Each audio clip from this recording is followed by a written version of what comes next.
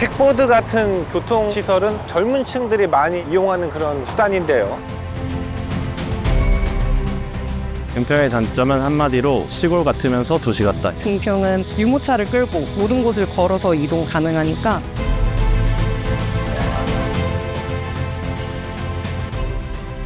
내 자식보다 쟤들이 더 소중한 것 같아. 모든 어르신들이 공통적으로 하시는 말씀이 한 가지 있어요. 아침에 눈 떠서 내가 갈 곳이 있다.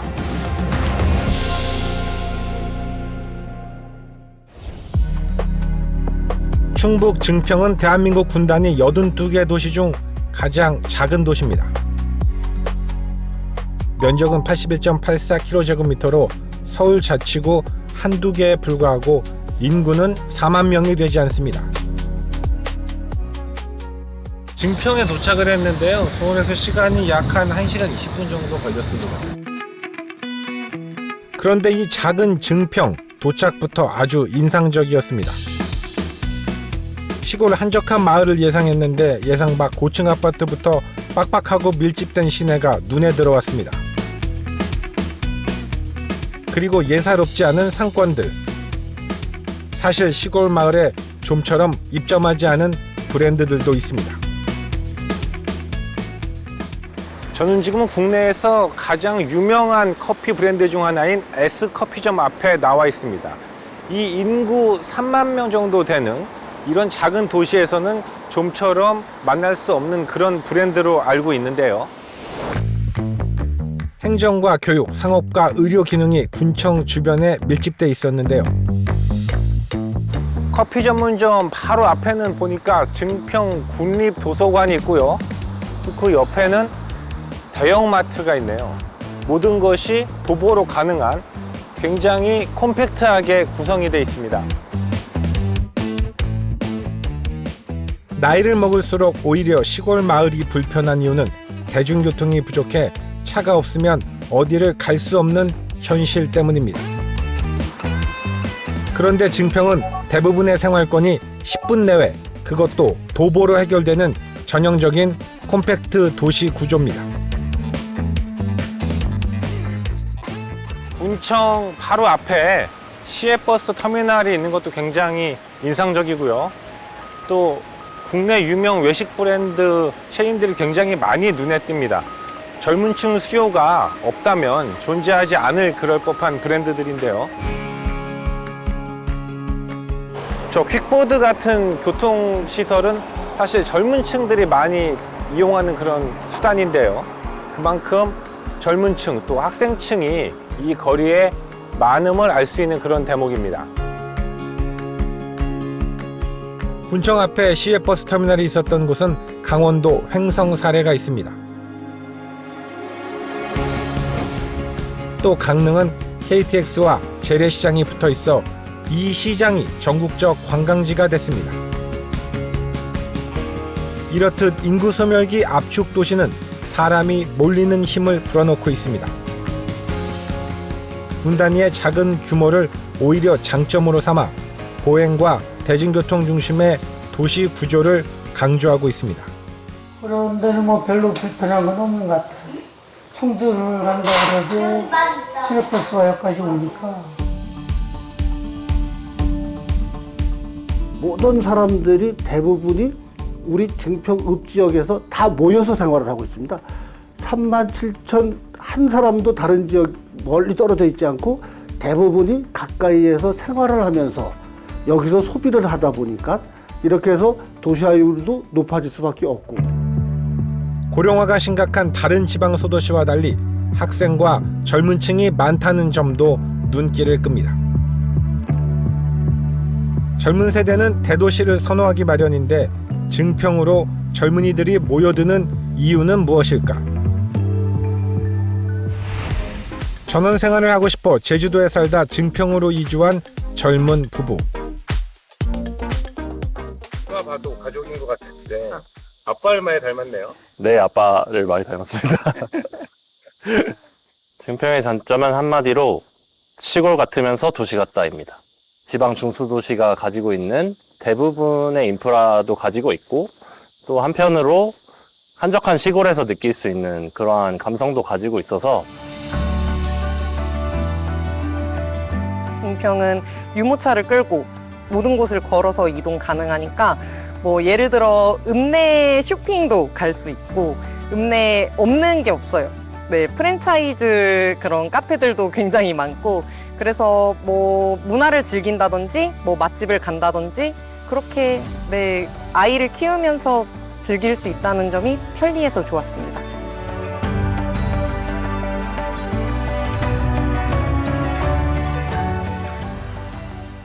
신축 아파트가 들어서 있고요. 그 앞에 굉장히 넓고 평온한 공원이 펼쳐져 있습니다. 정주 여건이 좋다 이렇게 이야기를 할 수 있는데요. 이곳이 증평입니다. 증평의 상징적 공간은 보강천 미루나무 숲입니다. 하늘을 향해 곱게 뻗은 미루나무들이 강변을 따라 길게 펼쳐져 있는데요. 사람들은 이곳을 충북의 작은 유럽이라고 부릅니다. 미루나무가 굉장히 키가 큰 나무인데 여름에는 그늘을 만들어주고 그리고 봄, 가을, 겨울 그렇게 사계절이 변화가 되게 큰 나무예요. 사계절마다 다른 모습을 보일 때마다 사진에 담고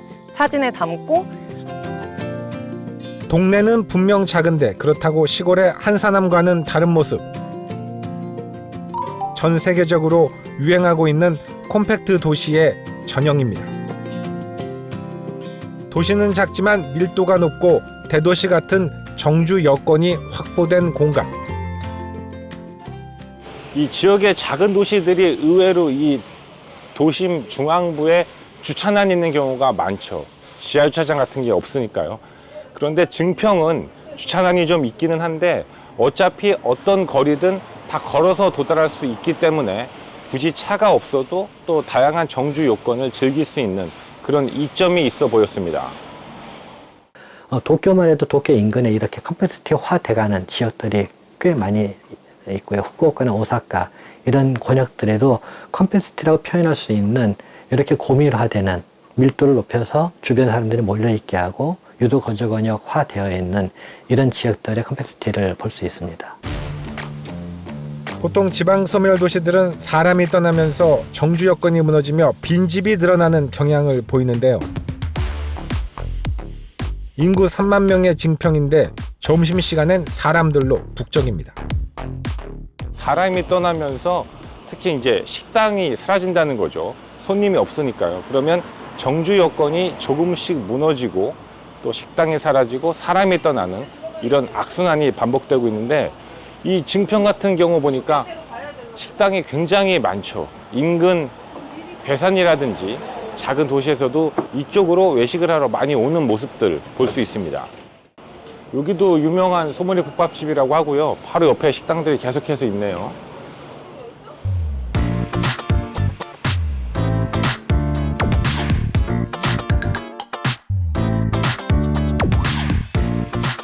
점심시간에 이 모습만 보면 뭐 수도권 뭐 이런 지역과 그 차이가 없이 사람이 굉장히 많아 보이네요.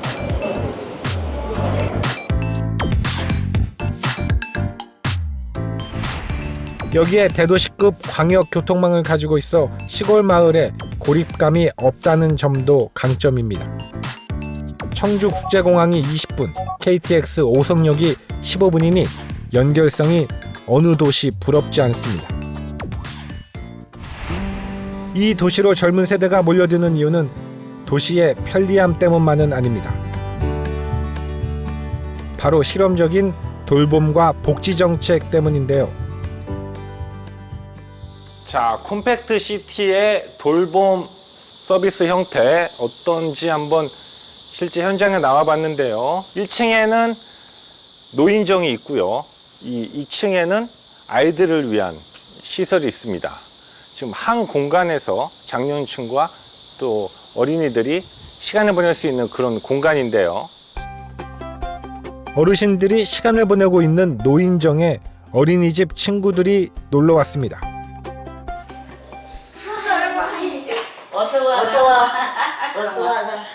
아이고 더운데 고생했어. 얼른 와. 여기. 아니 우리 손자들이 뭐 고생했네. 손주예요 지금? 손주가 지금 저기 키우고 있어요. 자주 보시는 사이세요? 그럼요. 날만 듣고. 그 전에 우리 자식 키울 때는 그렇게 애들 이쁘고 한 걸 모르잖아요. 근데 지금은 애기들을 보면 그렇게 이쁘고 사랑스럽고 그래요. 오기만 하면 저렇게 반기고 할머니 오셨다고 또 뭐 참을 또 뜯어주고 잘해요. 이뻐요 애기가. 증평의 복지는 아주 오래전 마을 어르신들이 아이들을 공동으로 봐주던 그 시절로 돌아간 듯 했습니다.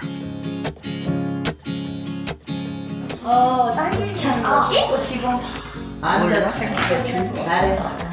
할머니가 다 알려주고 왔네 우리 할머니가. 애기들도 많이 안 맞는 시대니까 그냥 내 자식보다 쟤들이 더 소중한 것 같아. 넘어지고 급정되고. 우리가 목격한 장면은 이렇습니다. 어르신과의 놀이는 아이에게 교육이 되고요. 아이와의 대화는 어르신에게는 치유가 됩니다. 공기도 할머니 할아버지한테 배운 거야? 방금요. 네. 증평은 인구 소멸기, 어울려 사는 삶의 새로운 방향을 제시하고 있습니다. 어머님들 같은 경우에는 처음에는 좀 이렇게 꺼려 하시겠지만 한두 번 또 이용하시다 보면은 좀 집 인근이고 또 주변에서 이웃들이 봐주시고 있다고 생각이 들면은 좀 편안하게 일을 하실 수 있을 거라고 생각이 듭니다. 1층의 어르신이 2층 돌봄 나눔터 공간으로 들어가는 순간 아이들이 할머니하고도 포강져요? 아니, 난 그래서 손자인가 했더니 손자가 아니에요. 아무 인연 없는 2층 돌봄 나눔터에 온 아이가 할머니를 바라보고 그렇게 반가워합니다. 어르신들을 당당한 사회 구성원으로 맞이하는 것도 그 자체가 복지가 되고 있습니다.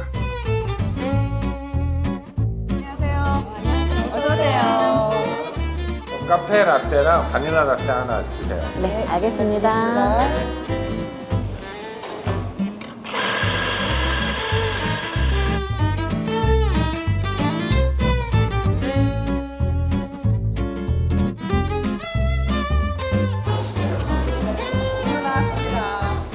이거 커피도 만드셔야 되는데 그 계산도 하셔야 되고 네네. 어렵지 않으세요? 아, 제가 옛날에 은행에서 퇴직했어요. 아, 은행에서 네네. 퇴직하셨어요? 계산하는 건 자신 있습니다. 계산은 틀린 적이 없으시겠네요. 네네네.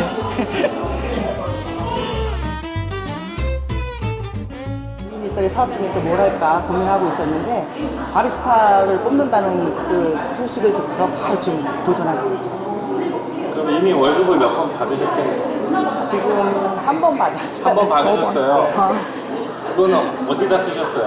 아, 그거 지금 여행 가려고요. 열심히 지금 저축하겠어요.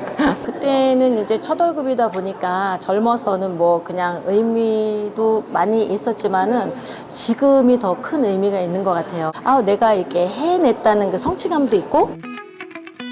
어르신 일자리 만들기는 경제활동 이상의 의미가 있습니다. 저한테 모든 어르신들이 공통적으로 하시는 말씀이 한 가지 있어요. 아침에 눈 떠서 내가 갈 곳이 있다. 그 말이 이제 제가 사회복지사를 선택한 순간부터 가장 보람된 얘기가 아닐까 싶어요. 어르신 한글학교 등 어디서나 모일 기회와 장소를 제공하는 것도 중요합니다.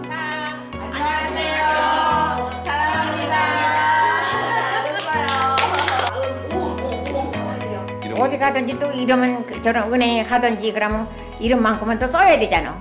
주민등록 같은 거 앞번호로 외울 줄 알고 전화번호 외울 줄 알고 이제 일단은 공부를 하고 나서 그게 좋았어요.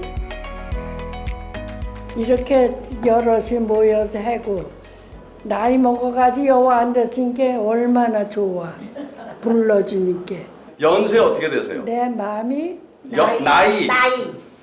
아유 100년 살았어.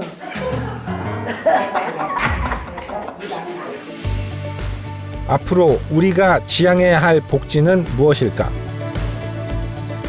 에이징 플레이스는 내 집에서 그냥 살다가 하늘나라 가는 건데 내 집에서 살다가 하늘나라 가는 게 현실적으로 어렵습니다. 그래서 그런 내 집과 같은 환경을 갖고 있는, 익숙한 환경을 갖고 있는 커뮤니티, 에이징 커뮤니티 내에서 살다가 하늘나라 갈 수 있도록 내 집뿐만 아니라 병원이라든지 또 주변에는 함께 같은 사람이라든지 이런 부분들이 다 익숙한 게 다 한꺼번에 있는 환경을 말하거든요. 전국이 지방소멸 위기의 해법을 찾아 고군분투하고 있는 가운데 우리는 충북의 작은 도시 증평에서 압축도시와 혁신적인 돌봄복지로 나름의 해법을 모색하고 있는 현장을 소개해드렸습니다. 리부팅 지방시대, 아이와 어르신이 함께 웃고 세대가 공존하는 미래를 기대해봅니다.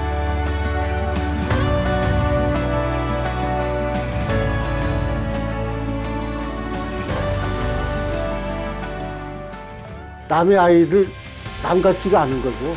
이 아이들을 바라보는 순간 내 아들 생각이 나서 이런 감정이 쏟아져 나와서 너무 정성스럽게 자기 아이들을 대할 때보다 더 정성을 쏟아서 아이들을 돌봐주는 이런 결과가 나온 겁니다.